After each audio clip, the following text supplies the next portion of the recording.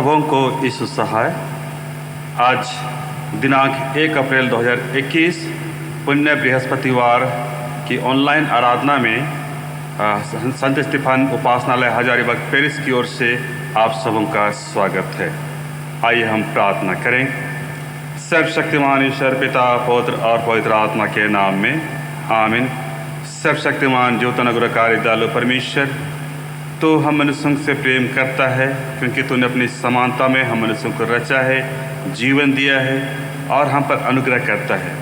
जब हम पापी में थे तब तूने उस पाप से निजात दिलाने के लिए अपने पुत्र को इस संसार में भेजा और उसने अपने इस संसार में अपने आप को बलिदान करके हमारे लिए लहू बहाया ताकि हम उसके जीवन के द्वारा हमारा जीवन शुद्ध पवित्र हो। प्रार्थना करते हैं आज के समय में जबकि वह प्रभुओं की स्थापना करके वह एक नई आज्ञा को हमें दिया है। प्रार्थना करते हैं पिता, हम उस आज्ञा में आगे बढ़ें और तेरी महिमा करते हुए हम जीवन को पाएं। यह प्रार्थना हम तेरे पवित्र से ख्रिस्त नाम से मांगते हैं, आमीन।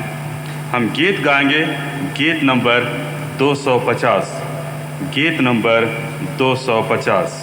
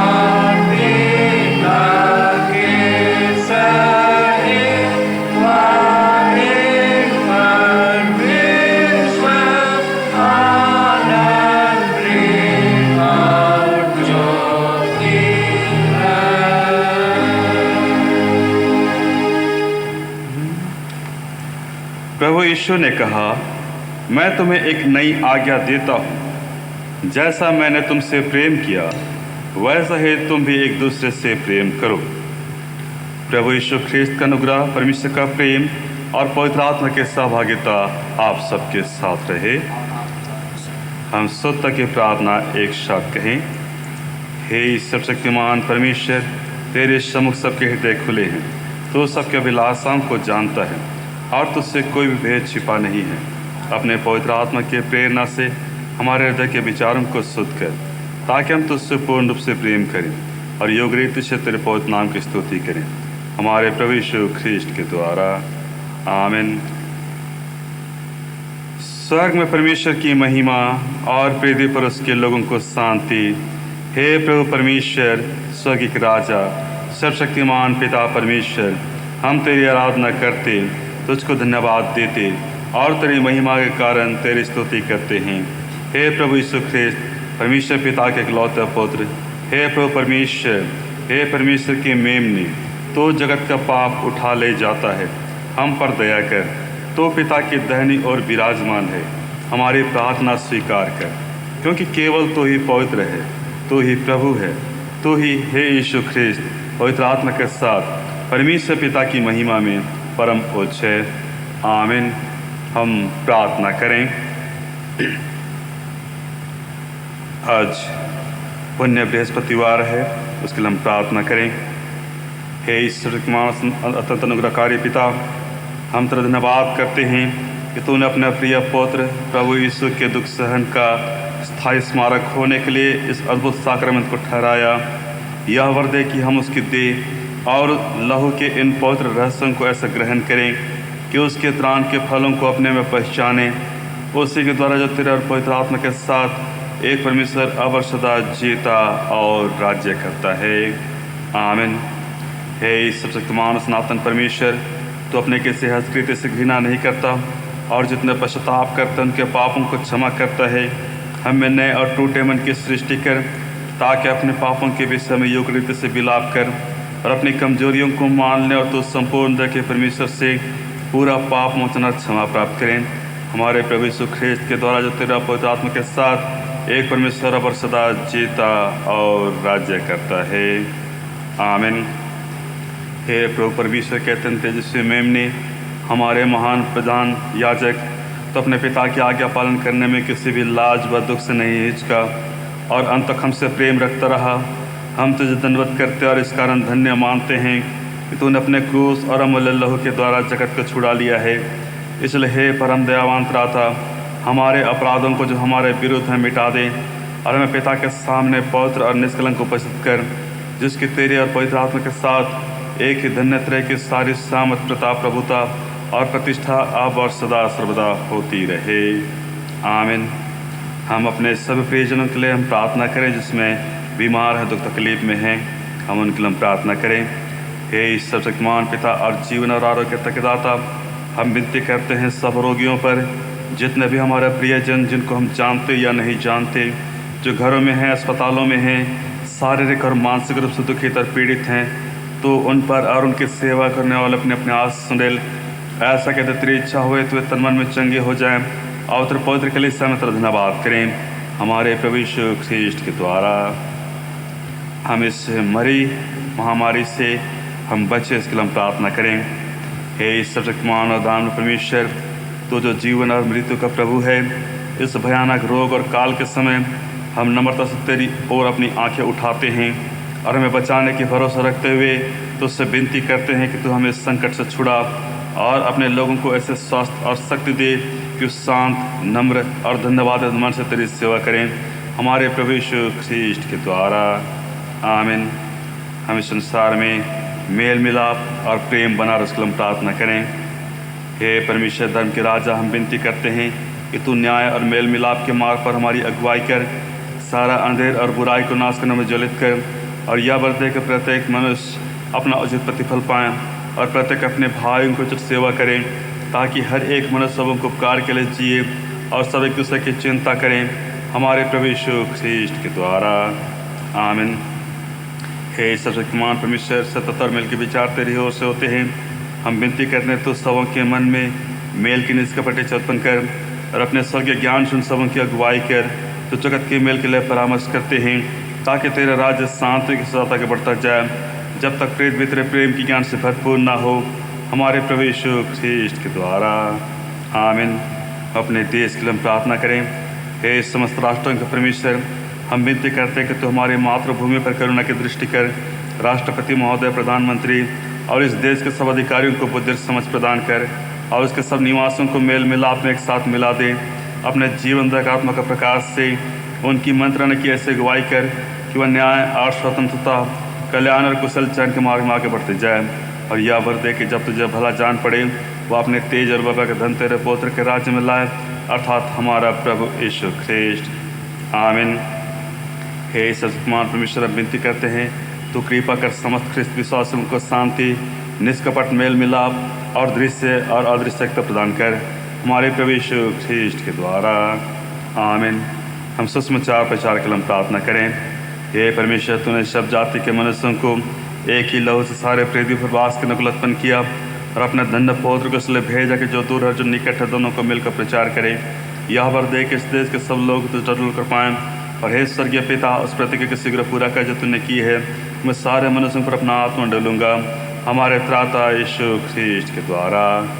आमीन। इस समय हम लोग धर्मशास्त्र से पाठ वचन हम लोग सुनेंगे।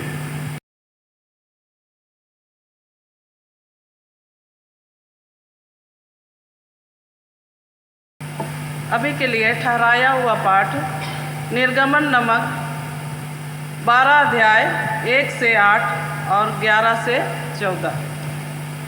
फिर यहोवा ने मिस्र देश में यहोवा और हारून से कहा, यह महीना तुम लोगों के लिए आरंभ का ठहरे, अर्थात वर्ष का पहला महीना यही ठहरे। इस्राएल की सारी मंडली से इस प्रकार कहो, इसी के 10वें दिन को तुम अपने अपने पितरों के घरानों के अनुसार घराने पीछे एक एक मेमना ले रखो। और यदि किसी के घराने में एक मेमने के खाने के लिए मनुष्य कम हो, तो वह अपने सबसे निकट रहने वाले पड़ोसी के साथ प्राणियों की गिनती के अनुसार एक मेमना ले रखे। और तुम हर एक खाने के अनुसार मेमने का हिसाब करना।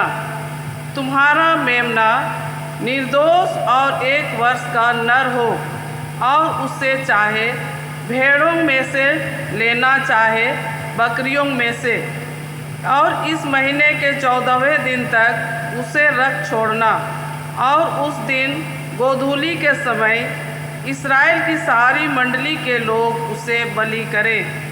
तब वे उसके लहू में से कुछ लेकर जिन घरों में मेमने को खाएंगे, उनके द्वार के दोनों अलंगों और चौखट के सिरे पर लगाएं। और वे उसके मांस को उसी रात आग में भूंजकर अख़मीरी रोटी और कड़वे साग पात के साथ खाएं। 11। और उसके खाने की यह विधि है, कमर में बांधे, पाँव में जूती पहने और हाथ में लाठी लिए हुए उसे फुर्ती से खाना। वह तो यहोवा का पर्व होगा, क्योंकि उस रात को मिस्र देश के बीच में होकर जाऊंगा। और मिस्र के क्या मनुष्य क्या पशु सबके पहलौठों को मारूंगा। और मिस्र के सारे देवताओं को भी मैं दंड दूंगा। मैं यहोवा हूँ। और जिन घरों में तुम रहोगे, उन पर वह लहू तुम्हारे लिए चिन्ह ठहरेगा, अर्थात मैं उस लहू को देखकर तुमको छोड़ जाऊंगा। और जब मैं मिस्र देश के लोगों को मारूंगा, तब वह विपत्ति तुम पर ना पड़ेगी और न नष्ट ना होगे। और वह दिन तुमको स्मरण दिलाने वाला ठहरेगा, और तुम उसको यहोवा के लिए पर्व करके मानना। वह दिन तुम्हारी पीढ़ियों में सदा की विधि जानकर पर्व माना जाए। यहाँ तक पाठ समाप्त हुआ। यह परमेश्वर का वचन है।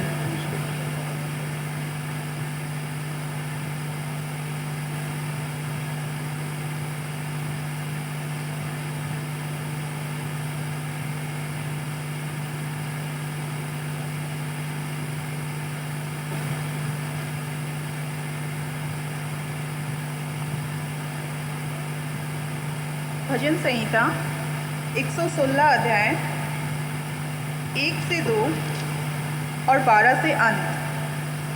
भजन संहिता 116 अध्याय 1 से 2 और 12 से अंत।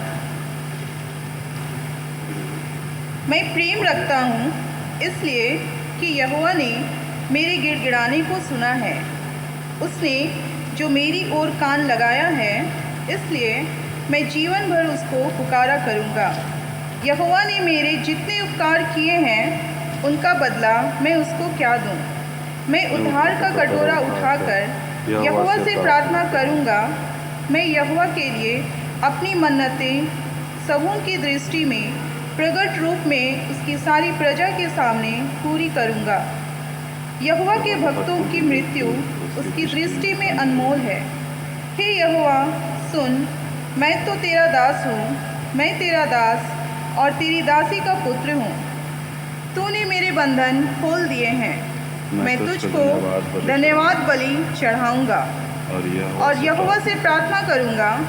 मैं यहोवा के लिए अपनी मन्नतें प्रगट में उसकी सारी प्रजा के सामने यहोवा के भवन के आंगनों में, हे यरूशलेम, तेरे भीतर पूरी करूँगा।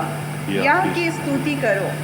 पिता की, पुत्र की और पवित्र आत्मा की महिमा हो, जैसे आदमी थे उस रंज में जुगत रहेगी। आमीन।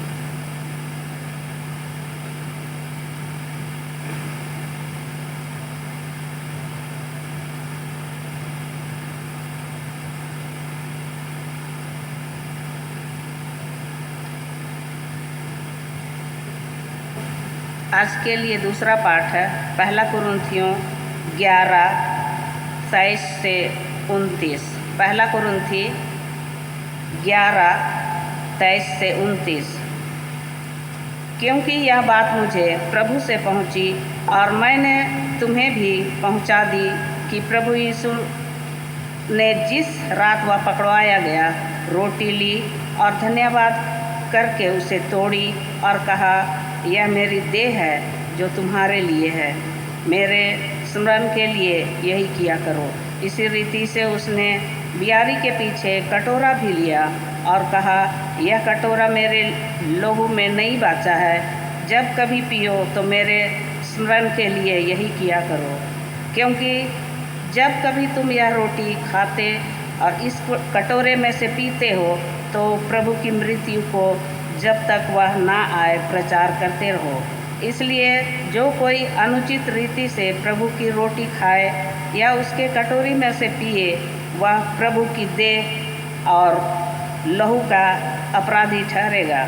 इसलिए मनुष्य अपने आप को जांच ले और इस रीति से इस रोटी में से खाए और इस कटोरे में से पिए, क्योंकि जो खाते पीते समय प्रभु की देह को ना पहचाने, वह इस खाने और पीने से अपने ऊपर दंड लाता है। यह परमेश्वर का वचन है।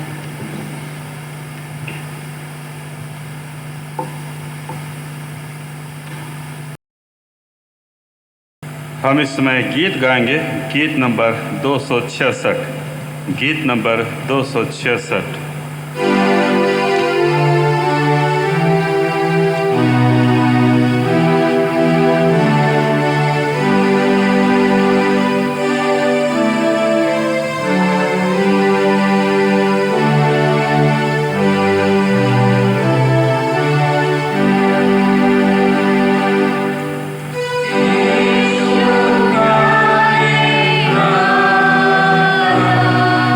Sakti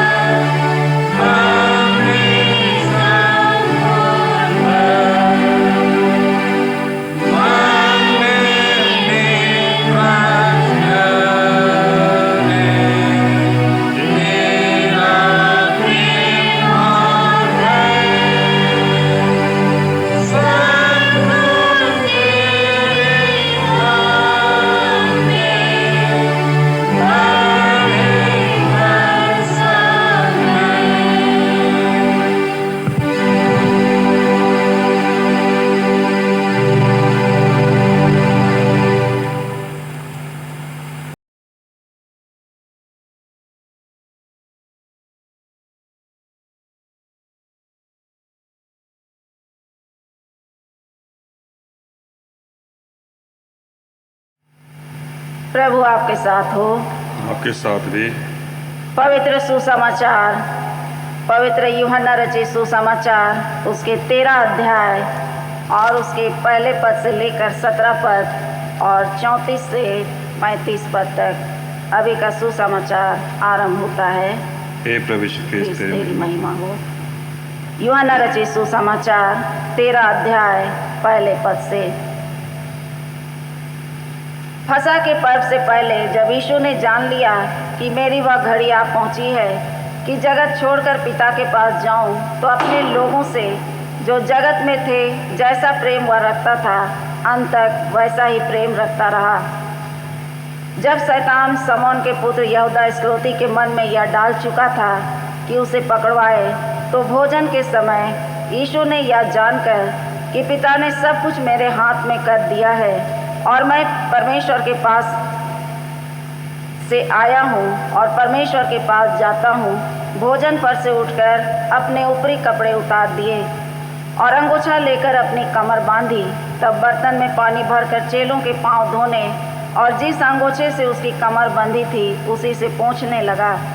जब वह शमौन पतरस के पास आया, तब पतरस ने उससे कहा, हे प्रभु, क्या तू मेरे पांव धोता है? यीशु ने उसको उत्तर दिया, जो मैं करता हूँ तू उसे अभी नहीं जानता, परंतु इसके बाद समझेगा। पतरस ने उससे कहा, तू मेरे पांव कभी ना धोने पाएगा। यह सुनकर यीशु ने उससे कहा, यदि मैं तुझे ना धोऊं तो मेरे साथ तेरा कुछ भी साझा नहीं। शमौन पतरस ने उससे कहा, हे प्रभु, तो मेरे पांव ही नहीं वरन हाथ और सिर भी धो दे। तब यीशु ने उससे कहा, जो नहा चुका है उसे पांव के सिवाय और कुछ धोने की आवश्यकता नहीं, परंतु वह बिल्कुल शुद्ध है। और तुम शुद्ध हो, परंतु सब के सब नहीं। वह तो अपने पकड़वाने वाले को जानता था, इसीलिए उसने कहा, तुम सब के सब शुद्ध नहीं। जब वह उनके पांव धो चुका और अपने कपड़े पहनकर फिर बैठ गया, तो उनसे कहने लगा, क्या तुम समझे कि मैंने तुम्हारे साथ क्या किया? तुम मुझे गुरु और प्रभु कहते हो और ठीक ही कहते हो, क्योंकि मैं वही हूँ। यदि मैंने प्रभु और गुरु होकर तुम्हारे पांव धोए, तो तुम्हें भी एक दूसरे के पांव धोना चाहिए, क्योंकि मैंने तुम्हें नमूना दिखा दिया है कि जैसा मैंने तुम्हारे साथ किया है तुम भी वैसा ही किया करो। मैं तुमसे सच सच कहता हूँ कि दास अपने स्वामी से बड़ा नहीं और न भेजा हुआ अपने भेजने वाले से। तुम ये बातें जानते हो और यदि उन पर चलो तो धन्य हो। 34 और 35 पर। मैं तुम्हें एक नई आज्ञा देता हूँ कि एक दूसरे से प्रेम रखो। जैसा मैंने तुमसे प्रेम रखा है वैसा ही तुम भी एक दूसरे से प्रेम रखो। यदि आपस में प्रेम रखोगे तो इसी से सब जानेंगे कि तुम मेरे चेले हो। यह प्रभु यीशु ख्रिस्त का सुसमाचार है। हे प्रभु यीशु ख्रिस्त, तेरी स्तुति हो। प्रार्थना करें। हे जीवित महान पिता परमेश्वर, हम तेरा धन्यवाद करते हैं तेरे वचन के लिए, प्रभोज की स्थापना के लिए और नई आज्ञा के लिए। इस समय हम मनन करने के लिए तैयार हैं प्रभु। तू हमारी सहायता कर, अपनी आत्मा के सामर्थ से भर दे, ताकि तेरे वचन को हम सभी समझ पाएं। मांगते हैं यीशु मसीह के नाम से, आमीन। परमेश्वर का धन्यवाद हो कि आज हम पुण्य बृहस्पतिवार को याद कर रहे हैं। और पुण्य बृहस्पतिवार बोलने से प्रभोज की स्थापना को हम सभी याद करते हैं। आज का जो विषय हमें मिला है, प्रभु यीशु अपने शिष्यों को एक नई आज्ञा देते हैं और पवित्र प्रभोज की विधि को स्थापित करते हैं। प्रभु यीशु ख्रिस्त अपने शिष्यों को एक नई आज्ञा देते हैं और पवित्र प्रभोज की विधि को स्थापित करते हैं। आज निर्गमन नामक पुस्तक उसके 12 अध्याय में हम लोगों ने देखा कि इस्राएली लोगों को परमेश्वर की ओर से फसह के पर्व को मनाने के लिए किस प्रकार का आह्वान किया गया। और यहोवा ने मूसा और हारून से कहा कि इस्राएल की सारी मंडली से इस प्रकार कहे, अपने पितरों के घराने के अनुसार एक एक मेमना ले रखे। यदि एक मेमने खाने के लिए सदस्य कम है तो सबसे निकट का जो पड़ोसी हो या जो भी उसके निकट में है उसकी गिनती के अनुसार, प्राणियों की गिनती के अनुसार एक मेमना रख ले। और ये भी बात कही गई कि वो मेमना निर्दोष हो और 1 वर्ष का नर हो, चाहे वह भेड़ों में से हो चाहे बकरियों में से, और उस महीने के 14वें दिन तक उसे रख छोड़ना है और उसी दिन गोधूली के समय उसे बलि करना है और उसके रक्त को अपने अपने घर के अलंगों और चौखट के सिरे पर लगाना है और मांस को उसी रात आग में भूनकर अख़मीरी रोटी और कड़वे साग पात के साथ खाना है। उसके सिर, पैर और अतड़ियों समेत आग में भूनकर खाना है। उसको कच्चा या जल में कुछ भी पकाकर नहीं खाना है। ये निर्देश यहोवा की ओर से मूसा और हारून को इस्राएलियों को करने के लिए कहा गया। और जो भी बलि चढ़ाएंगे वो सवेरे तक ना रहे, वो उसी समय खत्म कर देना है खाकर, और यदि बच भी जाए तो उसको जला देना है, भस्म कर देना है। और खाने की विधि के बारे में बतलाया गया कि कमर बांधे, पाँव में जूती पहने और हाथ में लाठी लिए हुए उसे फुर्ती के साथ खाना है। वह तो यहोवा का पर्व होगा। साधारणतः हम भोजन करते हैं तो बड़ी शांति से खाना चाहते हैं, स्थिर होकर इत्मीनान से हम भोजन को ग्रहण करना चाहते हैं। लेकिन परमेश्वर ने अपने लोगों को जब ये आदेश दिया कि इसको इस तरह से खाना है, कमर बांधकर, पाँव में जूते पहने और हाथ में लाठी लिए हुए, और उसे फुर्ती से खाना है, क्योंकि यह यहोवा का पर्व होगा। और उस रात मैं मिस्र देश के बीच में से होकर जाऊंगा और मिस्र देश के क्या पशु क्या मनुष्य सबके पायलटों को मैं मारूंगा। और जिन घरों में तुम रहोगे और जो लहू तुम अपने घर के चौखट या अलंगों पर लगाओगे, उस तुम्हारे लिए वो छुटकारे का चिन्ह होगा। उन घरों को मैं छोड़कर आगे बढ़ जाऊंगा और यह पर्व तुम अपने आने वाले लोगों के साथ पीढ़ी दर पीढ़ी इसको मनाया करना। ये आदेश परमेश्वर ने मूसा और हारून के द्वारा इस्राएलियों को दी और सारे लोगों ने ऐसा ही किया। आज के नए नियम में हम लोगों ने पढ़ा, प्रभु यीशु ख्रीस्त के बारे में लिखा हुआ है कि जब प्रभु यीशु ख्रीस्त ने जान लिया, यूहन्ना रचित सुसमाचार उसके 13 अध्याय पहले पद से, कि जब प्रभु यीशु ख्रीस्त ने जान लिया कि मेरी वह घड़ी आ पहुंची है कि जगत छोड़कर पिता के पास जाऊं। यीशु ने यह जानकर कि पिता ने सब कुछ मेरे हाथ में कर दिया है और मैं परमेश्वर के पास से आया हूँ और फिर परमेश्वर के पास वापस जाऊँगा, ये बात प्रभु यीशु ख्रीस्त ने अपने मन में इसको याद किया और तुरंत ही वो भोजन पर से उठा, अपने ऊपरी कपड़ों को उतार दिया और अंगोछा लेकर अपनी कमर को बांधी और उसके बाद बर्तन में पानी लाया, भरकर चेलों के पांव धोने लगे और जो अंगोछा उसने कमर में बांधी थी उसी से पोंछने लगा। तब शमौन पतरस ने कहा, तू मेरे पांव कभी ना धोने पाएगा। पतरस को ये अच्छा नहीं लगा कि प्रभु यीशु ख्रीस्त स्वयं ही उनके पैरों को धो रहे हैं और वो कह रहा है कि तू मेरे पांव को कभी ना धोने पाएगा। लेकिन प्रभु यीशु ख्रीस्त ने कहा, यदि मैं तुझे ना धोऊं तो मेरे साथ तेरा कुछ भी साझा नहीं। प्रभु यीशु ख्रीस्त इस रहस्य को, इस बात को बतलाना चाह रहे हैं कि यदि मैं तुझे ना धोऊं, तेरे पैरों को ना धोऊं, तो मेरा तुझसे कोई भी साझा नहीं है। तो पतरस फिर कहता है कि हे प्रभु, मेरे पाँव ही नहीं वरन हाथ और सिर भी धो ले। प्रभु यीशु ख्रीस्त ने कहा, जो नहा चुका है उसे पाँव के सिवा और कुछ धोने की आवश्यकता नहीं, परंतु वह बिल्कुल शुद्ध है और तुम शुद्ध हो, परंतु सब के सब नहीं।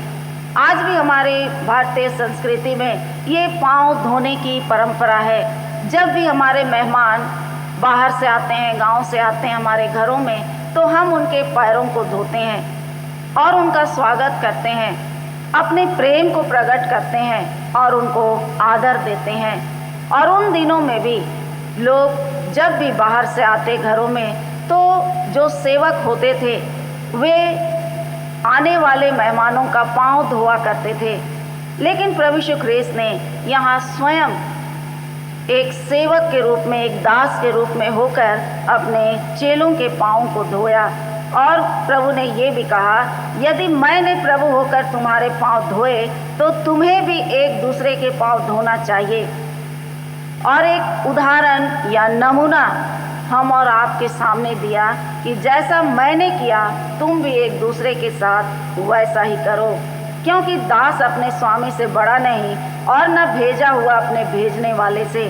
प्रभु यीशु ख्रीस्त इस बात को बतलाना चाह रहे हैं कि दास अपने स्वामी से बड़ा नहीं हो सकता, और जो मैं भेजा गया हूँ मैं भी अपने पिता से बड़ा नहीं हो सकता। यदि इस पर चलो तो तुम धन्य हो। मसीह में प्रियो, प्रभु यीशु ख्रीस्त इस बात को उसने जाना कि अब समय आ गया है, और वो ये भी जानते थे कि अब निरादर का और महिमा का भी समय आ गया है। फिर भी उसने अपने प्रेम को चेलों के पांव धोकर प्रकट किया कि ऐसा ही प्रेम चेले भी एक दूसरे से और हम भी एक दूसरे के साथ बनाए रखे। पांव धोना ये सेवकों का काम होता था। उन दिनों जो रब्बी गुरु कहलाते थे उनका पांव सेवक लोग धोया करते थे। लेकिन परमेश्वर का विधान मनुष्यों की सोच से बिल्कुल विपरीत है। परमेश्वर अपने प्रेम को इस बात में प्रकट कर रहा है कि वो परमेश्वर का जन होने पर भी, अर्थात प्रभु यीशु ख्रीस्त, उसने अपने चेलों के पैरों को धोया। मालिक होकर भी वो सेवक का रूप धारण किया ताकि इस प्रेम को उनके चेले भी देख सके और समझ सके। और प्रभु यीशु ख्रीस्त इस कार्य से हम सबों को यह सिखाना चाहते हैं कि हम में जो सेवा की भावना होती है वही हमारी महानता को प्रकट करता है, और इसमें निस्वार्थ सेवा की बात है।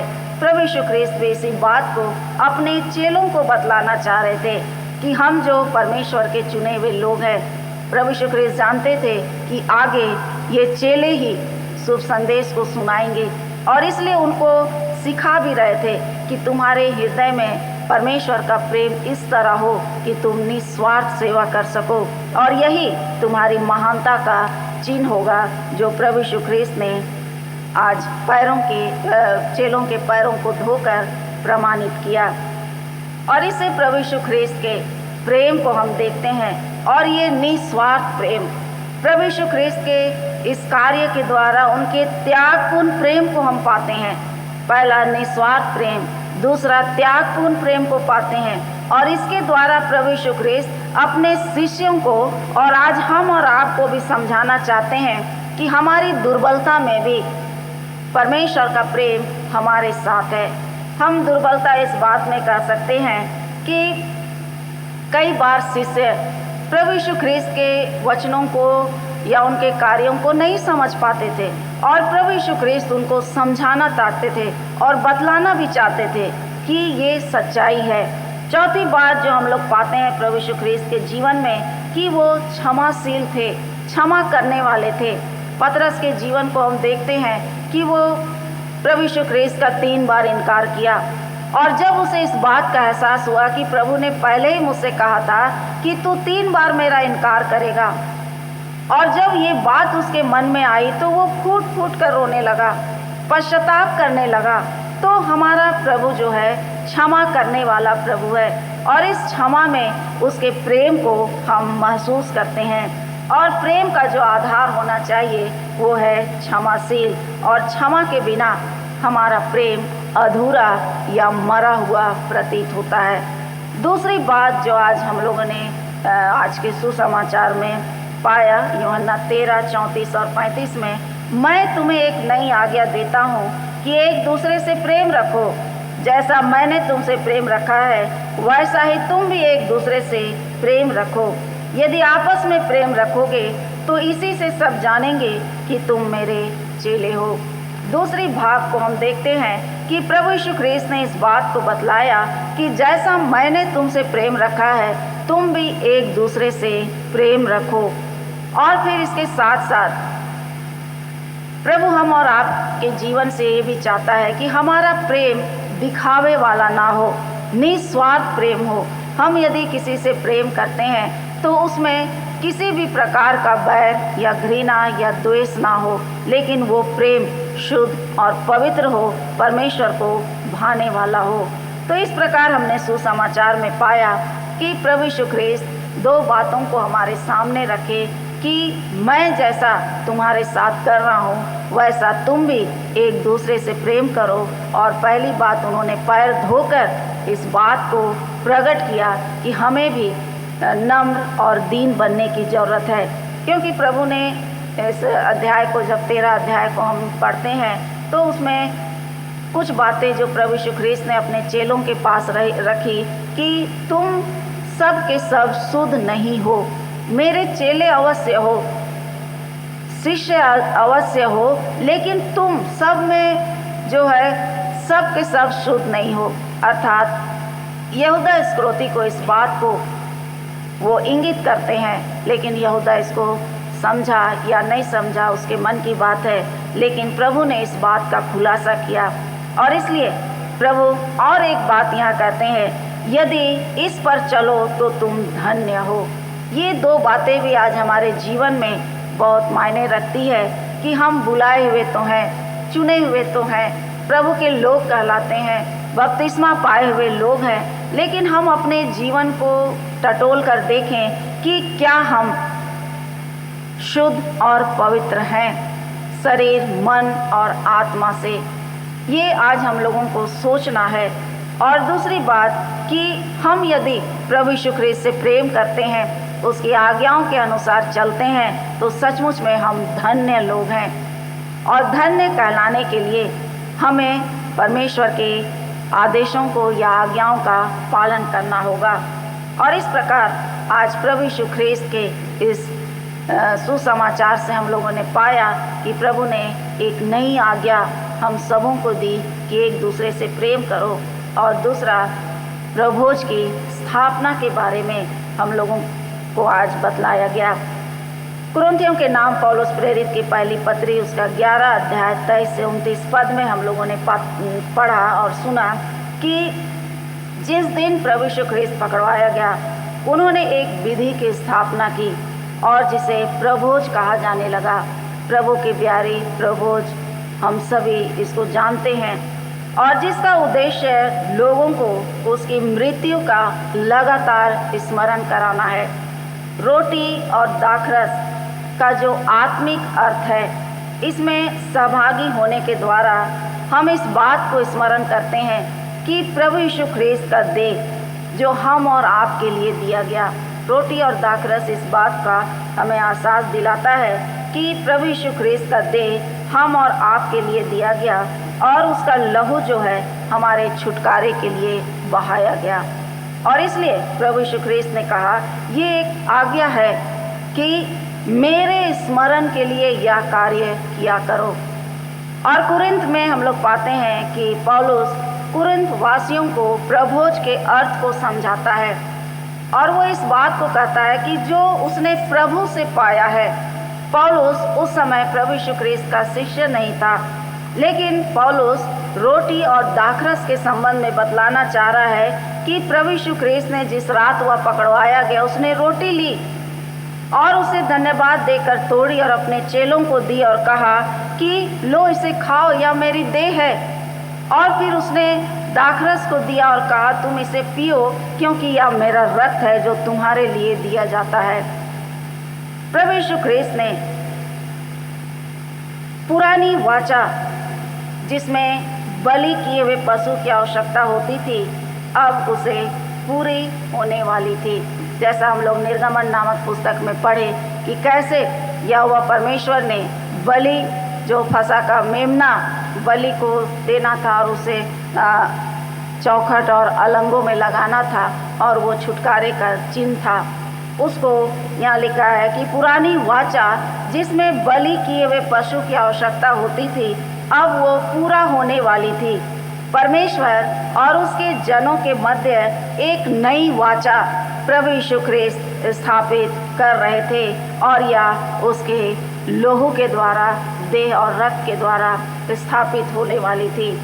प्रभु यीशु ख्रिस्त की स्पष्ट शिक्षा थी कि जो भी उसके देह और रक्त को खाता और पीता है, प्रभु यीशु ख्रिस्त के दूसरे आगमन तक उसकी मृत्यु की घोषणा करता है।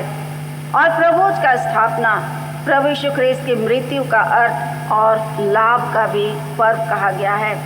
और उस समय पौलुस कुरिन्थ वासियों को इस बात को बतला रहा है कि ये प्रभुज खाने पीने की वस्तु नहीं है, जैसा कि अन्य जाति लोग खाते पीते हैं और उसको पर्व की तरह मनाते हैं, वैसा नहीं।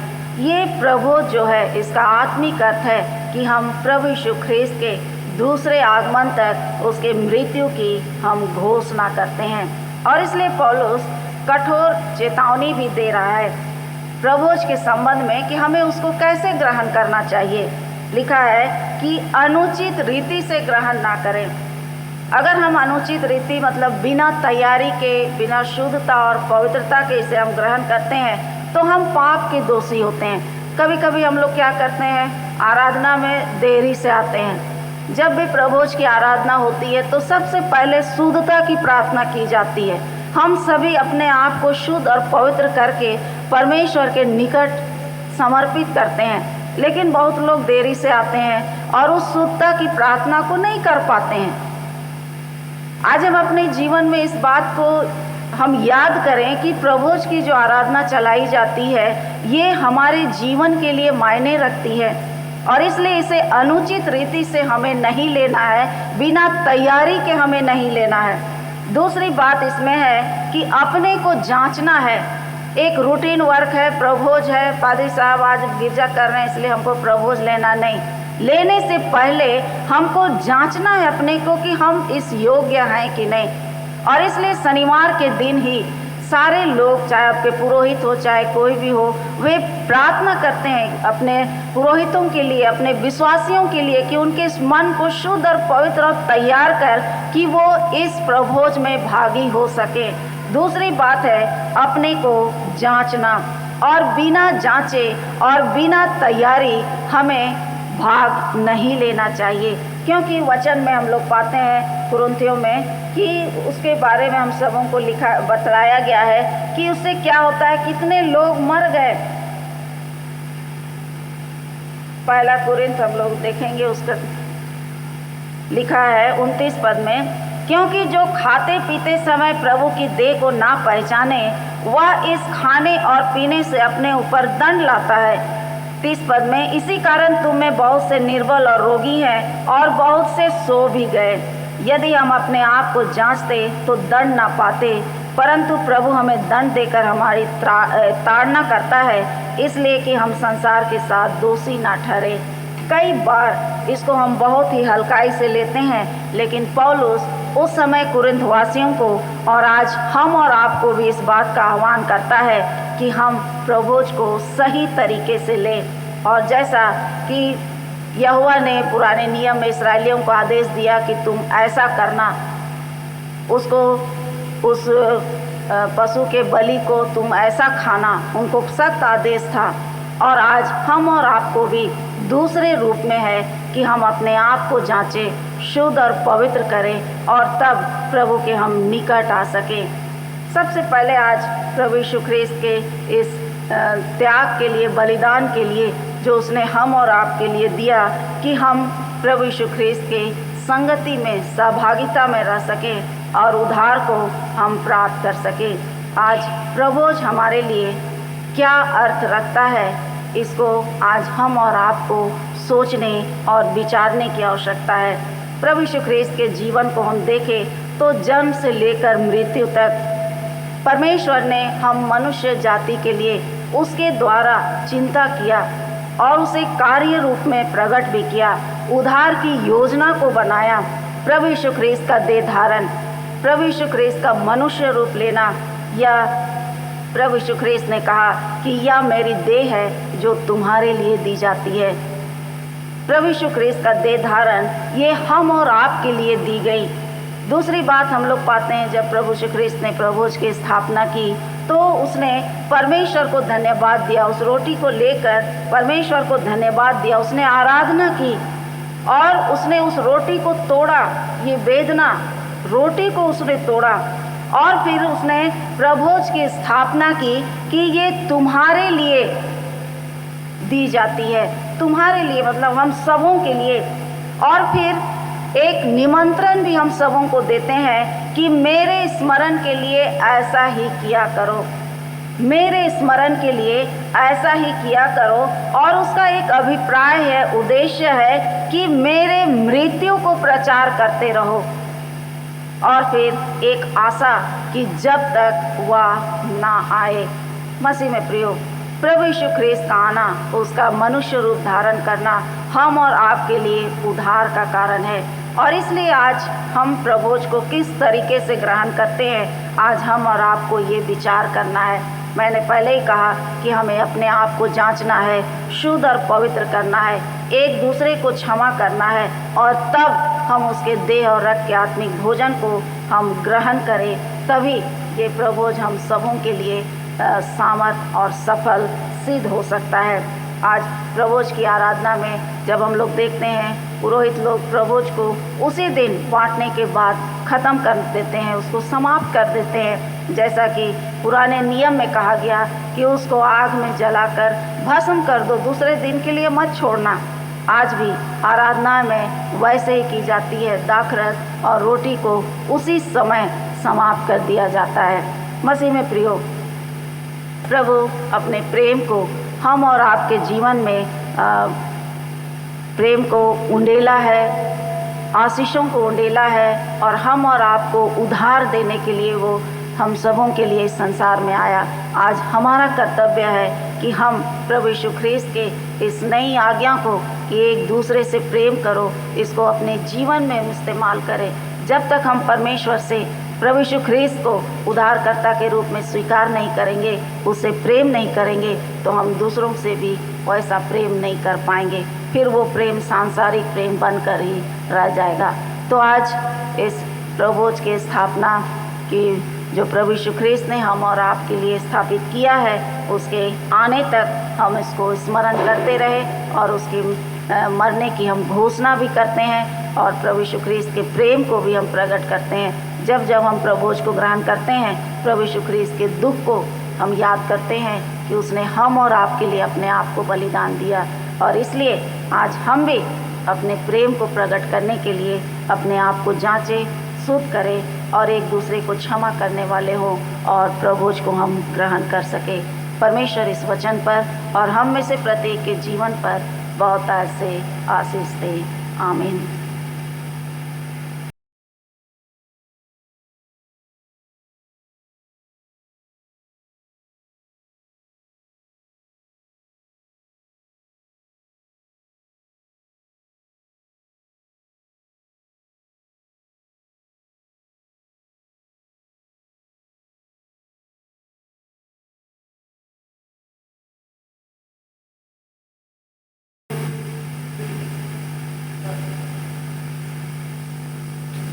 हम इस समय नीकिया का विश्वास वचन एक साथ अंगीकार करें।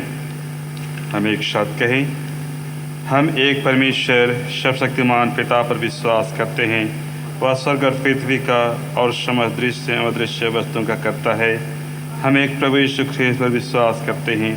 वह परमेश्वर के इकलौता पुत्र, सर्वयुगों से पहले पिता से उत्पन्न, परमेश्वर से परमेश्वर, ज्योति से ज्योति, सत्य परमेश्वर, कृत निवरण उत्पन्न है। उसका पिता का तत्व एक है। उससे के द्वारा सब बस्ती बनी, हम मनुष्यों के लिए और हमारे उद्धार के निमित्त वह स्वर्ग से उतर आया।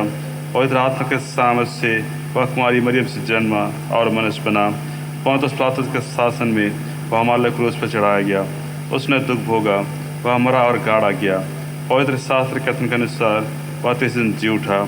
वह स्वर्ग पर चढ़ गया और पिता की दाहिनी ओर विराजमान है।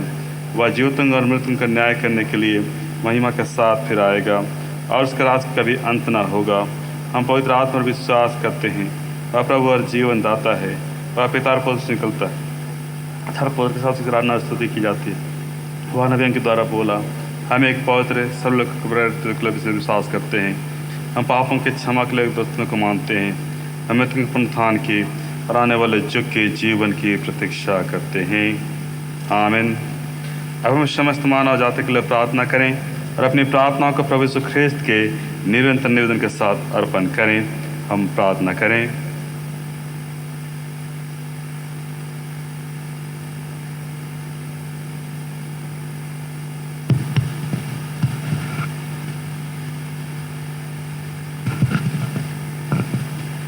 हे पिता, हम प्रार्थना करते हैं कि समस्त संसार में न्याय और शांति स्थापित हो और प्रत्येक व्यक्ति भरपूर जीवन प्राप्त करे। हे दयावान प्रभु, हमारी प्रार्थना सुन।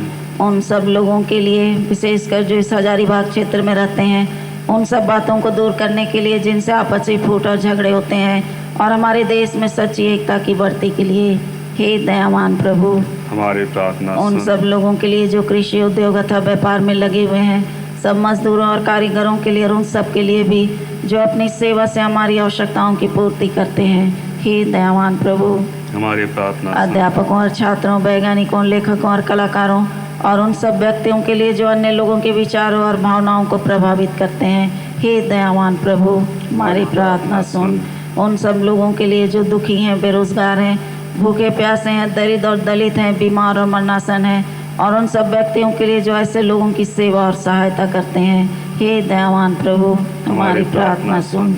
हमारे तथा अन्य देशों के सब शासकों के लिए, विशेषकर हमारे राष्ट्रपति, प्रधानमंत्री, इस राज्य के राज्यपाल और मुख्यमंत्री, और उनके लिए भी जो लोगों पर किसी प्रकार का अधिकार रखते हैं, हे दयावान प्रभु, हमारी प्रार्थना सुन। संपूर्ण मसीह समाज की एकता और मेल मिलाप के लिए, और समस्त संसार में उनकी गवाही और सेवाकारी के लिए, हे दयावान प्रभु, हमारी प्रार्थना सुन। भारत में तेरी समस्त कलीसिया के लिए, उसकी परिषदों तथा अगुओं, विशेषकर हमारे मॉडरेटर, दक्षिण भारत की कलीसिया के मॉडरेटर, और मार्तोमा कलीसिया के मेट्रोपॉलिटन, हमारे बिशप, हमारे पुरोहित, और तेरी कलीसिया के सब अन्य धर्म सेवकों के लिए कि वे सच्चाई और लगन से तेरी सेवा करें, हे दयावान प्रभु, हमारी प्रार्थना सुन। या वर दे कि तेरे उन सब भक्तों के साथ जिन्होंने अपने जीवन में तेरी निष्ठापूर्वक सेवा की है, हम भी तेरे राज्य के नित्य आनंद में सहभागी हो सकें, हे दयावान प्रभु, हमारी प्रार्थना सुन। हे स्वर्गीय पिता, अपने राज को शीघ्र प्रकट कर और हमारी इन प्रार्थनाओं को सुन। हम तेरे पुत्र अपने प्रभु और उद्धारकर्ता यीशु ख्रिस्त के नाम से यह मांगते हैं, आमीन। प्रिय भाई और बहनों, हमारे प्रभु यीशु ख्रिस्त ने कहा है, प्रभु हमारा परमेश्वर ही एकमात्र प्रभु है। तो प्रभु अपने परमेश्वर को अपने संपूर्ण मन, संपूर्ण प्राण, संपूर्ण बुद्धि और संपूर्ण शक्ति से प्रेम कर, यह पहली आज्ञा है। दूसरी यह है, अपने पड़ोसी को अपने समान प्रेम कर। इनसे बड़ी और कोई आज्ञा नहीं। परमेश्वर ने संसार से ऐसा प्रेम रखा कि उसने अपना इकलौता पुत्र यीशु ख्रिस्त दे दिया कि वह हमें पापों से बचाए, स्वर्ग में हमारे लिए निवेदन करता हो और हमें शाश्वत जीवन में पहुँचाए। इसलिए हम पश्चाताप और विश्वास के साथ अपने पापों का अंगीकार करें। हम परमेश्वर की कृपा से उसकी आज्ञाओं का पालन करने का और सब लोगों के साथ मेल मिलाप और प्रेम से रहने का दृढ़ संकल्प करें। हे सर्वशक्तिमान परमेश्वर, हमारे स्वर्गीय पिता, हमने मन, वचन और कर्म से तेरे विरुद्ध और एक दूसरे के विरुद्ध पाप किया है। हमने अपनी अज्ञानता और दुर्बलता के कारण और जानबूझकर भी बुराई की है और भलाई करने में असफल रहे हैं।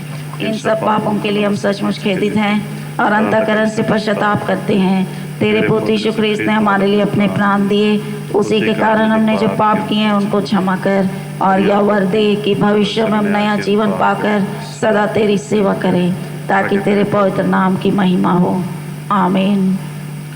सर्वशक्तिमान परमेश्वर सबको क्षमा करता, जब अपने साथों को क्षमा करते और सच्चा पश्चाताप करते हैं, वह तुम पर दया करे, तुम्हारे सब पापों को क्षमा करे और से तुमको छुटकारा दे, सब भले कामों में तुम्हें स्थिर और सबल करे और शाश्वत जीवन में बनाए रखे। आमीन। परमेश्वर की धन्यवाद हो। हम सब मिलकर ख्रिस्त की देह हैं। हम सब ने एक आत्मा द्वारा एक देह संभाल लिया है। हमेशा कार्य में संलग्न रहें, जिससे शांति मिलती और एक दूसरे का निर्माण होता है। प्रभु के शांत सदा आपके साथ रहे।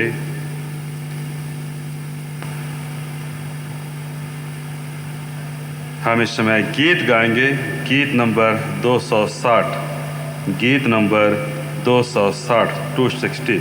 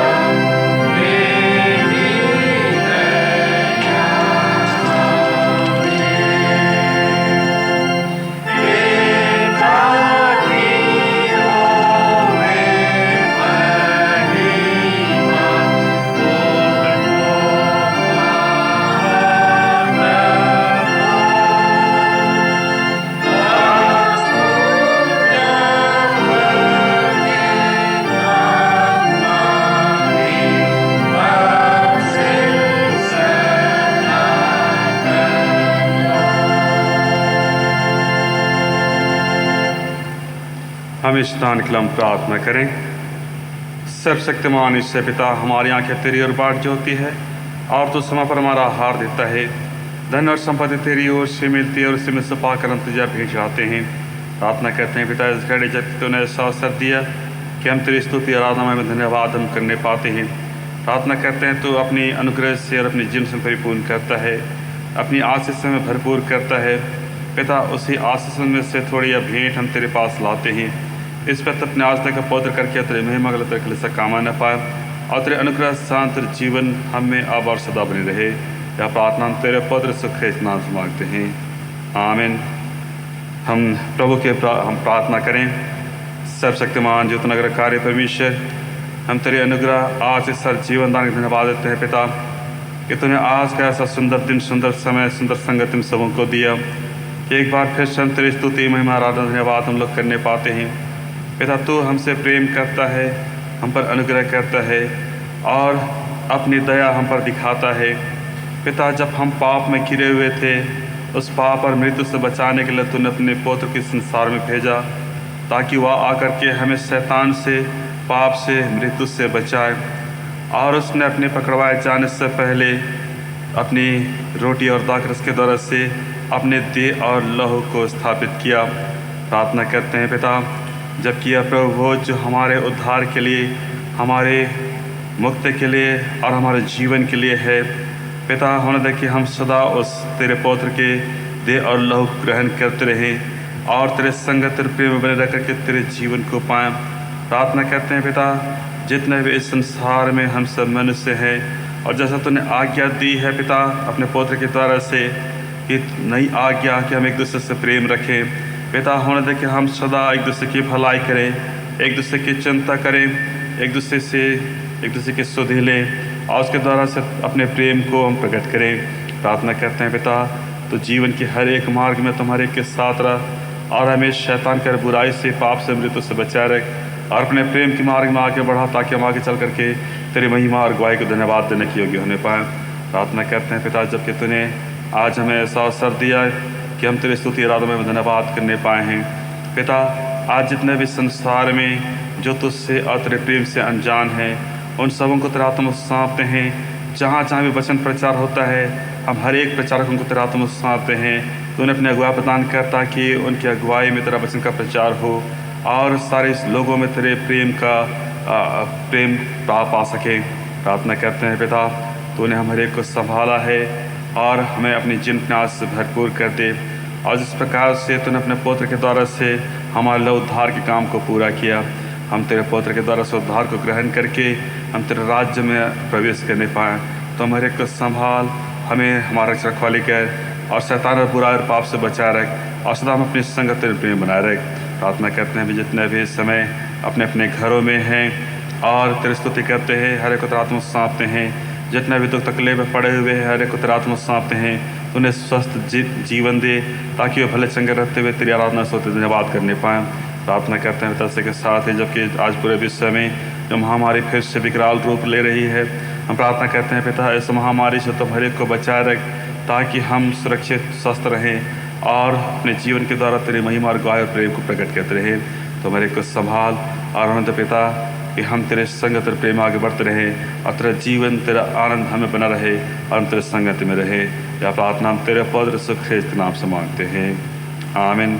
हम हर एक घटना को पूरा कर तुम प्रभु की प्रार्थना के साथ कहें, हे हमारे पिता, तो जो स्वर्ग में है, तेरा नाम पवित्र माना जाए, तेरा राज्य आए, तेरी संपूर्ण होती है वैसे पृथ्वी पर भी हो। हमारे अपनी रोटी आज हमें दे, अपराधों को क्षमा कर जैसे अपराधों को क्षमा किया है, और अवश्य में ना डाल परंतु बुराई से बचा, गिराज सामत और महिमा अवश्य बता तेरी है, आमीन।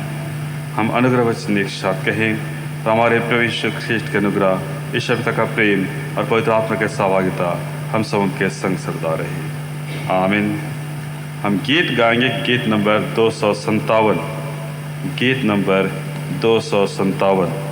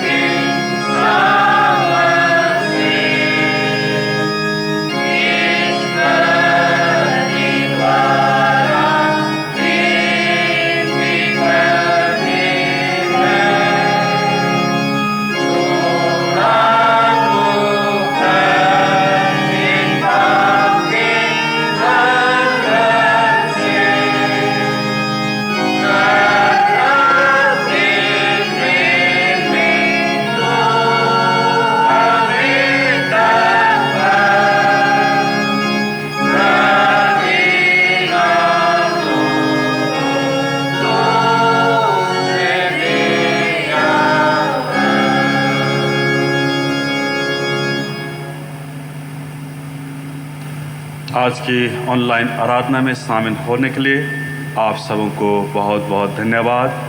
आप घर में रहें, स्वस्थ रहें, सुरक्षित रहें। यीशु सहाय।